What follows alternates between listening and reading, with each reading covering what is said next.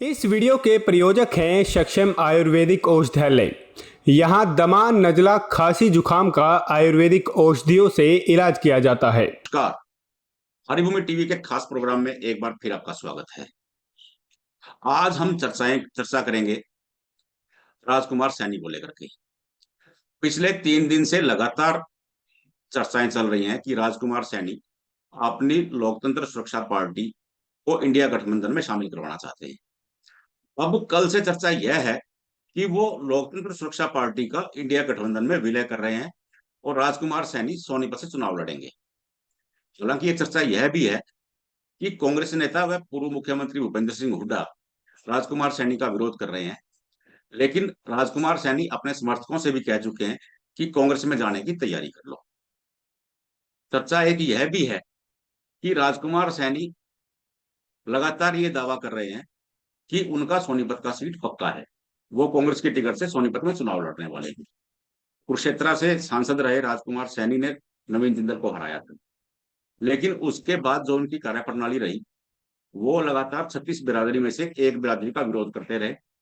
वो विरोध ऐसा हुआ कि प्रदेश की कानून व्यवस्था भी ताक पर चली गई। हालांकि कुछ समय बाद उनका वो विरोध शांत हो गया, लेकिन अब वो दूसरी बिरादरी का विरोध करते आ रहे हैं पिछले 2 साल से। ऐसी बिरादरी का जिसका सोनीपत में खासा होल्ड माना जाता है। और अब राजकुमार सैनी कांग्रेस में शामिल होने जा रहे हैं। चर्चा यह भी है कि वो लगातार प्रदेश प्रभारी से मिल चुके हैं। आज शाम को या कल सुबह ऐलान भी हो सकता है। हालांकि कांग्रेस ने इसकी पुष्टि नहीं की है, लेकिन राजकुमार सैनी लगातार दावे कर रहे हैं। सैनी को लेकर के कांग्रेस में भी अलग तरह की सुगबुगाहट है। सैनी की लोकतंत्र सुरक्षा पार्टी ने प्रदेश में कई जगह चुनाव लड़ा। गोहाना में चुनाव लड़ा तो उन्हें 40,000 वोट मिले। मैदान में खुद राजकुमार सैनी थे।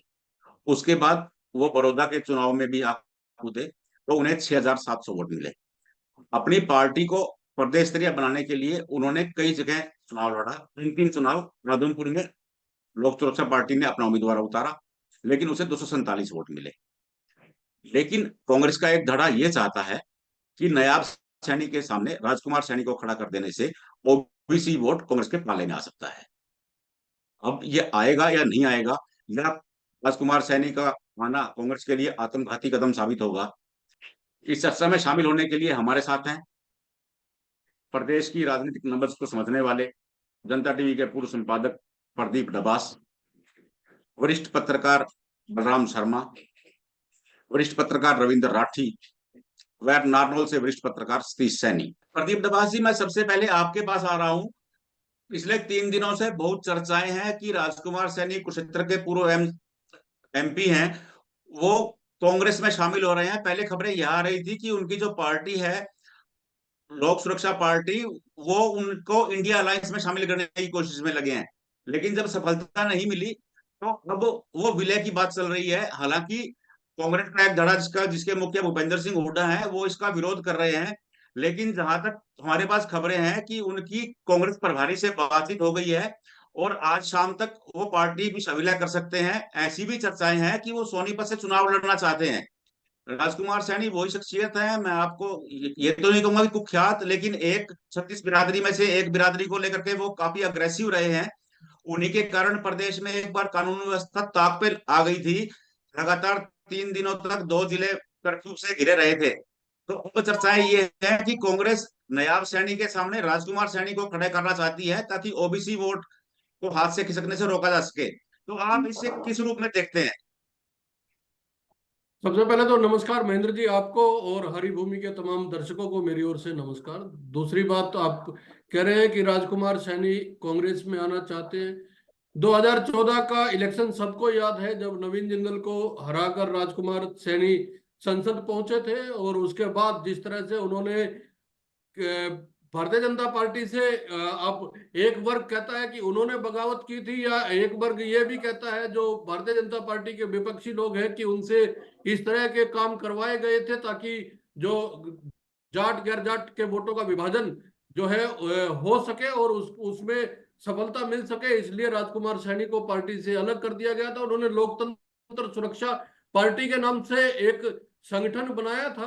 पार्टी उसको क्या जी कहे, क्योंकि जिस पार्टी का नाम लोकतंत्र की सुरक्षा के नाम पे रखा गया, वहां पे जात की, पात की और धर्म की राजनीति तो नहीं कर सकते, लेकिन जात पात की राजनीति उन्होंने इस हद तक जाके की कि समाज में एक एक जहर, मैं कहूंगा सीधे तौर पे, फैला। और उस जहर को फैलाने के लिए एकमात्र जिम्मेदार शख्स उस टाइम पे अगर कोई था तो राजकुमार सैनी साहब थे। देखिए, मैं मेरी व्यक्तिगत राय है, इससे हरिभूमि का कोई लेना देना नहीं। पहले आप डिक्लेयर करें, उससे पहले मैं डिक्लेरेशन दे देता हूं।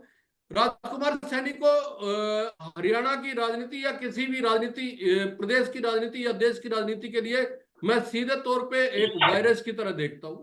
ये वो लोग होते हैं जो देश को, समाज को बीमार करने का काम करने की कोशिश करते हैं, अपनी राजनीति को आगे बढ़ाने के लिए, अपने व्यक्तिगत स्वार्थ के लिए। कुछ लोग जात का, जब जिस हरियाणा में कभी जात पात को लेके, हाँ राजनीति जरूर होती रही है, जाट गैर जाट की राजनीति तो कहते हैं कि जब से हरियाणा अलग हुआ है संयुक्त पंजाब से, तब से चलती आ रही है। लेकिन इस हद तक ये नीचे गिर के राजनीति की जाएगी, वो 2019 तक हमने देखा है। और उसके बाद हालांकि राजकुमार सैनी थोड़े से शांत हुए, आजकल वो ब्राह्मणों को लेके काफी कुछ बोलते हुए नजर आ रहे हैं, और ब्राह्मणों ने भी उनपे काफी कुछ कहा है।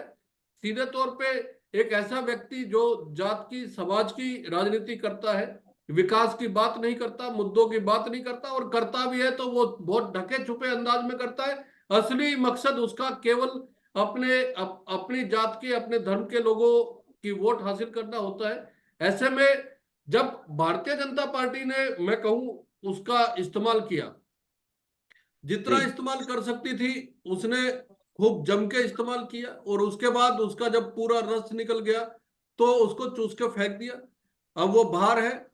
अब वो जी एक गुठली है जिसको चूस लिया गया है, उसमें कोई रस बचा नहीं हुआ। अगर उसको उसको कांग्रेस अपनाना चाहती है तो ये कांग्रेस के लिए भी, और नायब सैनी तो वैसे भी विधानसभा का चुनाव लड़ेंगे, लोकसभा का चुनाव वो लड़ेंगे या नहीं लड़ेंगे, ये तो नहीं अभी संभावनाएं कम है, क्योंकि करनाल से लोकसभा अगर वो विधानसभा वो लड़ते हैं तो जी नायब सैनी के सामने उनको खड़ा करना है, या सैनी वोट, क्योंकि कुरुक्षेत्र लोकसभा में वो जीत के भी आए थे, और करीब 1.25 लाख के आसपास वोट कुरुक्षेत्र में सैनी समाज के। मैं, जी महेंद्र जी, देखिए, इतनी उम्र हो गई और इतने सालों से हम पत्रकारिता करते आ रहे हैं, देश को, समाज को, प्रदेश को जी समझने की कोशिश करते हैं। हरियाणा में इस तरह की जात पात का कभी इस तरह से जहर हमने देखा नहीं था। हम हरियाणा के कॉलेजों में ही पढ़े हैं, हरियाणा की यूनिवर्सिटी में पढ़े हैं, यहाँ पे काम किया है, तो शुरू से लेके अब तक हमें कम से कम ये नहीं लगा था कि यहाँ तो ये समाज तो ऐसा है। पंडित जी, मैं आपको कहूँ, आज मैंने पहली बार आपके शो में आपको पंडित जी कह के इसलिए पुकारा है क्योंकि जी मैं एक उदाहरण मैं एक उदाहरण देना चाहता हूँ।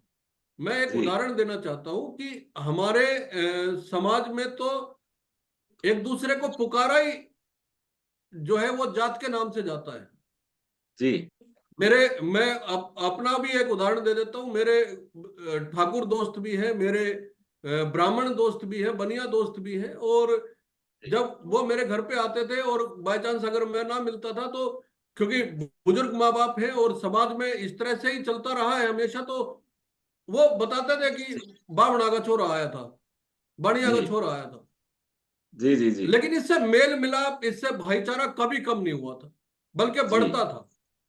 जी इससे एक एक एक भाईचारे की मिसाल कायम होती थी हरियाणा में कि ब्राह्मण, बनिया, सैनी, जाट, गुर्जर, यादव, ये सब मिलके एक साथ पढ़ते भी थे, एक साथ खेलते भी थे, एक साथ आगे बढ़ते थे, समाज को आगे बढ़ाने की बात करते थे। लेकिन जी राजकुमार सैनी जैसे लोग जब राजनीति में आते हैं, उनका एक मकसद होता है, जी उनका काम करने का एक ढंग होता है। उनको ये लगता है कि जितना बांटेंगे उतने आगे बढ़ेंगे, जी बांटेंगे जी तो जी बढ़ेंगे। कि ये एक एक दिमाग में एक फितूर लेके चलते हैं। ये हरियाणा है, और हरियाणा में तो लोग जाने ही जाते हैं फितूर निकालने के लिए। अगर जी किसी जी के दिमाग में इस तरह की फितूर है, जो जी विकास की बात नहीं करना चाहता, जो शिक्षा की बात नहीं करना चाहता, जो रोजगार की बात नहीं करना चाहता, उसको अपनी जात के वोट दिखाई देते हैं, जी तो उस जात के लोग भी नकारते हैं महेंद्र जी। और यही जी राजकुमार सैनी के साथ हुआ है। एक और इस तरह के शख्स आए थे, उन्होंने भी इनके साथ देने की कोशिश की थी। शायद एक बार वो एमएलए भी बने हैं, उनका नाम कुछ आर्य है, रोशनलाल आर्य जी जी जी उनका जी नाम। हाँ, रोशनलाल आर्य था। तो ये एक जी एक ऐसे लोगों का एक दौर आता है, वो आके चला जी जाता है, उसके बाद ये इन लोगों का जो है क्या कहे, खत्म हो जाता है सब समय कुछ। इनकी समय खत्म बातें हो जाता लोग है। समय जी खत्म हो जाता है। तो एक जी एक चूसे हुए फल की गुठली है, उसको कांग्रेस अपनी झोली में डालना चाहे तो डाल सकती है। बलराम जी, अगर मैं आपसे जानना चाहूं, क्योंकि कभी वो एक छत्तीस बिरादरी में से एक बिरादरी का विरोध करते थे, अब वो दूसरी बिरादरी का विरोध कर रहे हैं पिछले 1.5 साल से। वो अपने आप को कहते हैं कि मैं मनुवाद का विरोधी हूँ। और ऐसा व्यक्ति अगर कांग्रेस में आता है और वो सोनीपत की सीट पे दावा कर रहा है, और आजकल जिस बिरादरी के बारे में वो विरोध करता है, सोनीपत सीट उसी बिरादरी की मानी जाती है। तो आपको क्या लगता है कि कांग्रेस के लिए फायदे का सौदा हो सकता है या घाटे का?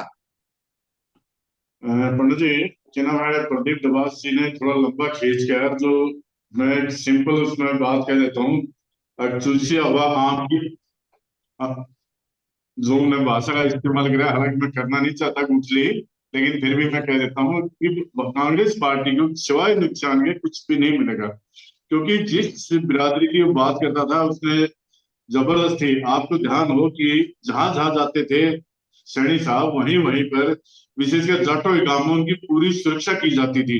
और वो कहते थे, जी मुझे मुझे खतरा है, मुझे जान से खतरा है, मुझे मार देंगे।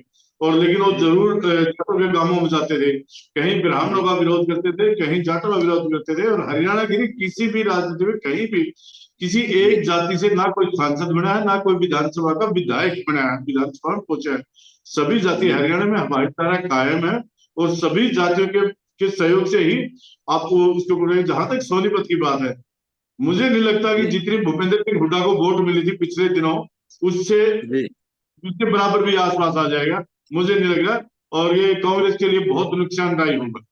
क्योंकि पिछली जी बार जी जी कांग्रेस ही, जब ये भारतीय जनता पार्टी में थे, कांग्रेस की जो वर्तमान की लीडरशिप है, वो इनकी जी आलोचना करती थी। और बार जी बार इन्हीं लोगों का नाम लेकर, राजकुमार सैनी का नाम लेकर कहती थी, सैनिक ये कर रहा है, सैनिक ये कर रहा है। आज वो सैनिक को अगर बुके देंगे, अगर गुलदस्ते देंगे, तो ये राजनीतिक लोग और हरियाणा की जनता अच्छी तरह परिचित है कि कौन किसके लिए करेगा। और जहां तक जी सैनिक का सवाल है, प्रदेश के जी मुख्यमंत्री नवाब नायब सैनिक को राजकुमार सैनी की वोटों से या इनके कांग्रेस में आने से कोई भी फर्क नहीं पड़ता। मैं ये बात सार्वजनिक रूप से और कड़े शब्दों में कह रहा हूँ। राठी जी, अगर मैं आपसे जानना चाहूँ, आप राजकुमार सैनी की राजनीति को काफी लंबे समय से देखते आ रहे हैं। वो पहले किसी और बिरादरी का विरोध करते थे, आजकल किसी और बिरादरी का विरोध करते हैं। वो लोग प्राण प्रतिष्ठा का विरोध करते हैं, वो लोग मंदिरों का विरोध करते हैं। राजकुमार सैनी लगातार ये बयान जारी करते रहे हैं। और अब वो अगर कांग्रेस में आ रहे हैं और कांग्रेस का एक धड़ा ये कह रहा है कि नायाब सैनी के सामने राजकुमार सैनी काफी कारगर हो सकते हैं, तो क्या लगता है कि ये कैसे हो सकता है, सब कैसे संभव है ये? पंडित जी, एक बात लगातार कही जाती है कि भाजपा जीत रही है। जी मैं ये मानता हूं कि भाजपा को जिताया जा रहा है। कांग्रेस लगातार सुसाइडल निर्णय ले रही है, आत्मघाती निर्णय ले रही है। अगर ये जी होता है जिस पर हम जी बात कर रहे हैं, तो ये कांग्रेस का हरियाणा में एक और बड़ा आत्मघाती कदम हो, ऐसा मैं जी मानता हूं। जी और जी इसके पीछे कुछ कारण है। 2016 से पहले 2014 में ये चुनाव जीत के आते हैं, सांसद बनते हैं कुरुक्षेत्र से, और वहां से ये इनिशिएट करते हैं जाट आरक्षण आंदोलन का विरोध। जी और 2016 में जो हरियाणा में आग लगी, तमाम खापों ने, तमाम जाटों के नेताओं ने, तमाम समाज के प्रतिनिधियों ने एक बात कही थी कि जी अगर राजकुमार सैनी वहां से उस विरोध को इनिशिएट नहीं करते, तो ये स्थिति कभी हरियाणा में उत्पन्न नहीं होनी थी। जी समाज को 35 एक के नाम पर नारे लगाए गए। रोहतक से जी लेके कुरुक्षेत्र तक ये नारे आम थे। पब्लिक प्लेटफॉर्म पर उस तमाम तमाम साक्ष्य आज भी लोगों के पास संरक्षित हैं। जी दूसरी बात, जाट समाज के विरोध के बाद वो चुनाव हारे, बुरी तरह हारे। फिर उसके जी बाद बीजेपी ने भी उनसे किनारा किया। बीजेपी को जब लगा जितना इस्तेमाल होना था उतना इस्तेमाल हो गया, उसके बाद बीजेपी एक तरफ हो गई, राजकुमार हाँ, सैनी अकेले पड़ गए। उन्होंने भाजपा से बाहर जाने के बाद लोकतंत्र सुरक्षा पार्टी बनाई। वो पार्टी जी बहुत हद तक उनके समर्थकों तक सीमित रही। जी। उसके बाद मैं आप उस देखते पार्टी का हैं एक आपको ये बता देता हूँ, उनकी पार्टी ने आदमपुर उपचुनाव में भी हिस्सा लिया था, उनका एक कैंडिडेट भी था, वहां 247 वोट मिले थे उन्हें। जी जी जी जी पंडित जी, जी दुर्गति मतलब इससे नीचे हो नहीं सकती, इसमें कोई दो राय नहीं। नोटा की वोट उनसे ज्यादा होगी, ये मैं दावे के साथ जी कह सकता हूँ। जी स्थिति जी क्या जी बनी उसके बाद, 2019 के चुनाव के बाद इनको लगा कि भाई ये जाट वाला जो पैतरा है ये अब नहीं चलने वाला। तो उन्होंने मनुवाद के नाम पर ब्राह्मण वोट बैंक का विरोध शुरू कर दिया। मठ मंदिर और महात्मा इनके विरोध में लगातार उनके, आप जो अनर्गल प्रलाप है उनका वो आप सुन सकते हैं इंटरनेट मीडिया पर। उन्होंने खूब जहर जी उगला, जिस प्रकार उन्होंने जाटों के खिलाफ जहर उगला उसी प्रकार आजकल वो ब्राह्मणों के विरोध में जहर उगल रहे हैं। और लगातार मतलब एक बात, सवाल उठाने की उसमें वो एक सीमा लांघ जाते हैं लगातार। उस समाज हम्म, को किस हद तक वो चोट पहुंचाते हैं इसका अंदाजा शायद शायद उन्हें नहीं होता। और जी अगर कांग्रेस उन्हें शामिल करवाती है पार्टी में तो इसका कांग्रेस को जी निश्चित तौर पर हरियाणा में नुकसान होगा। जी ओबीसी में उन्हें फायदा बेशक दशमलव में हो, लेकिन जाट और ब्राह्मण में उन्हें गुणात्मक नुकसान होगा, इसमें कोई दो राय नहीं है। अगर सोनीपत से वो उन्हें चुनाव लड़वाने की भूल करते हैं तो वहां सोनीपत सीट पर कांग्रेस की दुर्गति होना तय है, इसमें कोई दो राय नहीं। जाट और ब्राह्मण दो बड़े वोट वर्ग हैं जी। जिनका नुकसान कांग्रेस को झेलना पड़ सकता है। सतीश जी, मैं आपके पास आ रहा हूं, लेकिन आपके पास चर्चा का विषय दूसरा है। राव बहादुर सिंह ने आज कांग्रेस पार्टी को अलविदा कह दिया है और वो जननायक जनता पार्टी में शामिल हो गए हैं। तो आप इसे किस नजर से देखते हैं? जी पंडित जी। आप लगातार उनसे पंडित जी मिलते वो, रहे हैं, आपका संपर्क रहा है, तो आपको जी क्या जी लगता है? पंडित जी, मैं एक चीज बता दूं आपको। जैसे ही जी बीजेपी की डिक्लेयर सीट हुई थी, चौधरी धर्मवीर को दे दी गई थी, तभी जी से ये कयास लगने लग गए थे कि कांग्रेस की टिकट के अब दावेदार जो ज्यादा मजबूत है वो राव बहादुर सिंह हो गए हैं। क्योंकि जी जहां यादव एक कैंडिडेट कांग्रेस को चाहिए था, अब तक भी जी यही आस लगाई जा रही थी कि यादव कैंडिडेट के तौर पर कांग्रेस राव दान सिंह को मैदान में उतार सकती है। पर जी इस बीच जब राव बहादुर को ये लगा कि मेरी कांग्रेस में मुझे टिकट नहीं मिल रही है, तो वो जी उन्होंने आज अचानक यू टर्न किया। हालांकि जी ये पहले ही आशंका लगाई जा रही थी, पहले ही संपर्क में भी थे, पर आज जी सुबह ही उनकी इनसे इस मामले में जेजेपी के शीर्ष नेताओं से बातचीत चल रही थी और जी दोपहर का 3 बजे का उन्होंने टाइम रखा था। पहले ही सारी चीज तय कर ली गई थी। अब जी बात आती है इनके इनके जेजेपी में शामिल होने के। अगर हम जी राव बहादुर सिंह के पिछले रिकॉर्ड की बात करें चुनाव को लेकर, तो जी 2009 में नांगल चौधरी विधानसभा से इन्होंने चुनाव लड़ा था इनेलो पार्टी से। उस वक्त जी इनको 32,984 वोट मिले थे। जी 11,663 वोटों के भारी अंतर से उन्होंने जीत हासिल की थी। उसके बाद जी में 2014 में इन्होंने इनेलो की सीट से लोकसभा का चुनाव लड़ा और जी उस चुनाव में ये दूसरे नंबर पे रहे थे। उस वक्त इनके लोग भिवानी लोकसभा क्षेत्र से 2,75,148 वोट आए थे। जी मतलब सेकंड नंबर पे ये रहे थे। तो जी अब भिवानी महेंद्रगढ़ लोकसभा क्षेत्र की राजनीति में आज राजनीति बदलाव देखने को मिला है। इससे जी अब ये आभास होने लगा है कि अब शायद राव दान सिंह का नंबर कट जाए और सूची जी को फिर टिकट मिल सकती है। जी। नहीं नहीं, मेरी अगर मतलब 3 दिन पहले ही, अगर मैं सतीश जी आपको रोकूंगा, 3 दिन पहले ही मेरी उनसे बातचीत हो रही थी। वो काफी आश्वस्त नजर आ रहे थे कांग्रेस की टिकट को लेकर के। उनको लग रहा था, उन्होंने मुझे बताया था कि जो कांग्रेस पार्टी ने आंतरिक सर्वे करवाया है उसमें पहला नंबर मेरा है कि टिकट मुझे मिलने वाला है। तो अचानक ऐसा क्या हो गया 3 दिन में कि वो पाला ही बदल गए? देखिए अभी पिछले 2-3 दिन से उनके हमारे पास भी सूत्रों से मैसेज आ रहा था कि अब राव बहादुर सिंह का नंबर नहीं है इस लिस्ट में कांग्रेस के टिकट में। जी श्रुति और दान सिंह के बीच में ये चल रही है टक्कर की किसको टिकट मिले। तो अब जी उन्हें भी ये लग गया था कि भाई अब उनकी बारी कांग्रेस में नहीं आएगी, और उन्होंने ये तो जी तय किया हुआ था पहले से कि चाहे उन्हें टिकट मिले ना मिले, मीडिया में भी बार बार हाँ, वो इस चीज ये तो तय था। दोहराते रहे। हाँ, जी तो इसीलिए उन्हें पहले इस चीज का आभास हो गया था 2-3 दिन से, और वो पिछले 2-3 दिन से लगातार जेजेपी नेताओं के संपर्क में थे, और यही नतीजा हुआ कि आज उन्होंने जेजेपी ज्वाइन कर ली।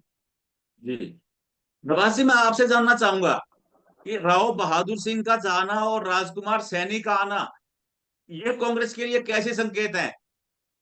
घातक संकेत है सर।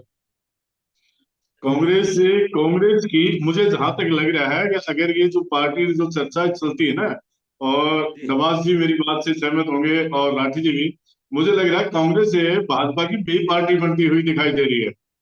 जिस जी हिसाब से जो कैंडिडेट की घोषणा हो रही है, जिस हिसाब से पार्टियां ले रही हैं, तो थाली में परोसकर भारतीय जनता पार्टी को लोकसभा की सभी सीटें दी जा रही हैं, और शायद एक सीट में कहीं कहीं का समझौता आपसी हो जाए अंदर खाने।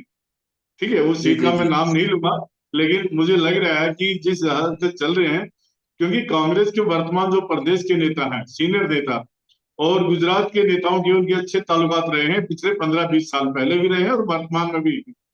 ठीक है, नाम लेना किसी का ठीक नहीं, और हिसाब से यही लग रहा है कि बीजेपी को आराम से बैटिंग करने का मौका दिया जा रहा है। प्रदीप डबासी, मैं आपसे जानना चाहूंगा। डबासी, आपको जी आवाज आ रही है मेरी? आ रही है महेंद्र जी, आ रही है। हाँ प्रदीप जी, मैं देखिए आपसे देखिए जानना चाह रहा था कि ये कैसी सियासत है। अभी तक जसपा ने लोकसभा चुनाव लड़ने या ना लड़ने के पर कोई फैसला नहीं किया है। उनका कहना है कि डॉक्टर अजय सिंह लगातार हर संसदीय सीट पर एक समीक्षा बैठक कर रहे हैं, उसके बाद तय करेंगे कि वो चुनाव लड़ने जा रहे हैं या नहीं लड़ने जा रहे हैं। ऐसे में राव बहादुर सिंह का जसपा में जाना, ये क्या कहानी कहता है? देखिए महेंद्र जी, आज दो घटनाक्रम हुए। एक तो राव बहादुर सिंह जो है जननायक जनता पार्टी में शामिल हुए, और जी कलायत से पूर्व विधायक जो है हाँ, माजरा। वो इंडियन रामपाल माजरा जी, रामपाल रामपाल माजरा। माजरा जी आज इंडियन नेशनल लोकदल में शामिल हुए। इंडियन नेशनल लोकदल ने भी कहीं ना कहीं, क्योंकि रामपाल माजरा को आप ये मान के चलिए कि सुलझे हुए नेताओं में तो माना ही जाता है, और जी जी जी नहरी प्रोजेक्ट्स को लेकर जितनी जानकारी रामपाल माजरा के पास है, शायद हरियाणा जी, के किसी अन्य नेता के पास किसी होगी नेता भी के नहीं। पास नहीं है, ठीक कह रहे हैं आप। जी जी जी जी, नहीं, किसी सबसे अन्य बड़ी बात, नेता वो के पास। मिलनसार भी है, व्यवहारिक भी है। जी जी जी जी रामपाल माजरा। जी। तो भारतीय जनता पार्टी का, जैसे बलराम जी ने कहा कि भारतीय जनता पार्टी को ऐसा तो नहीं है कि सारी पार्टियां मिलके जिताने की कोशिश कर रही है।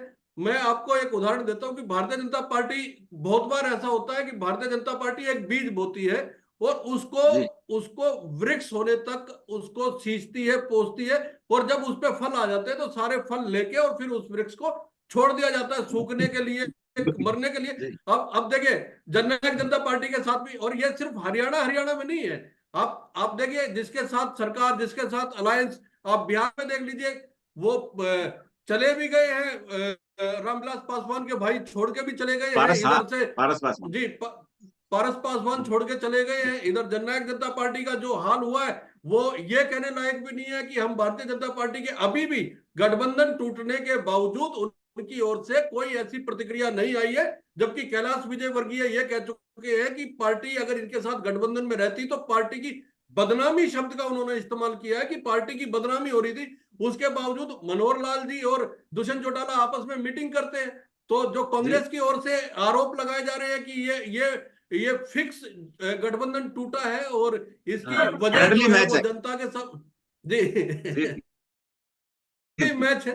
तो मैं कह रहा हूं कि भारतीय जनता पार्टी तो एक एक पौधा बोती है, और फिर उसके बाद वृक्ष बनता है, उसको सींचते हैं, और जब उससे फल आ जाते हैं और उसका काम चल जाता है तो उसके बाद छोड़ के अपना नया पौधा लगाने की कोशिश करते हैं। लेकिन उस वो जो पेड़ सूख चुका है, कांग्रेस को जी उसमें फल दिखाई दे रहे हैं, तो ये कांग्रेस की कमी है। बलराम जी ने भी ये कहा, और हमारे बहादुरगढ़ से रविंद्र जी जुड़े हुए हैं, रविंद्र जी ने भी यही जी कहा कि ये कांग्रेस के लिए बड़ी, देखिए अगर सोनीपत से चुनाव लड़ने की बात कहीं ना कहीं कांग्रेस में आ रही है। तो सोनीपत में अब तक कुल मेरे ख्याल में 13 चुनाव हुए होंगे, अगर मैं गलत नहीं हूं तो 13 जी में जी से 9 बार जाट जाट जो है यहाँ से सांसद चुना गया। अगर लोकसभा की हम बात करें तो उसके बाद जाट वोट की संख्या आपको मैं बताऊं कि करीब जितने जाट वोट है 7.5 लाख के आसपास शायद जाट वोट होंगे। तो उसमें से 80%, जब भूपेंद्र हुड्डा पिछली बार 2019 के चुनाव मैदान में उतरे थे सोनीपत से, तो जाट वोट का 80% हिस्सा जो है वो भूपेंद्र हुड्डा को मिला था उस दौरान में।